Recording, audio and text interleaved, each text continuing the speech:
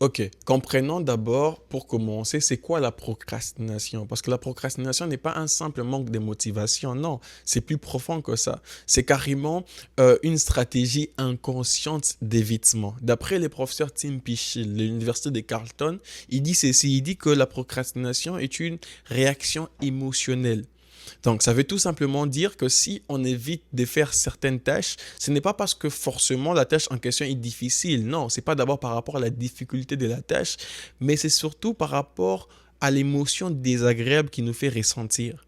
Par exemple, la peur d'échouer, par exemple, l'ennui, par exemple, l'angoisse. C'est à cause de ces émotions-là, justement, qu'on s'est dit, on fera ça plus tard. Et ton cerveau, lorsqu'il ressent ces émotions-là, il va t'envoyer vers un soulagement immédiat. Par exemple, il va t'envoyer d'aller scroller. Il va te dire que, ok, c'est vrai que tu veux commencer cette tâche, ces projets, réviser, peu importe ce que tu dois commencer, mais va d'abord sur les réseaux même pendant 5 minutes, juste pour te motiver. Donc, tu vas aller sur le réseau pendant 5 minutes. 5 minutes va se transformer en 30 minutes, en 1 heure, jusqu'au final où tu vas pas justement faire ce que tu es supposé faire. Donc, d'autres personnes, ça va t'envoyer, va te distraire un peu, va jouer un peu à la play, va regarder un peu la télé juste pendant quelques minutes, après tu vas commencer.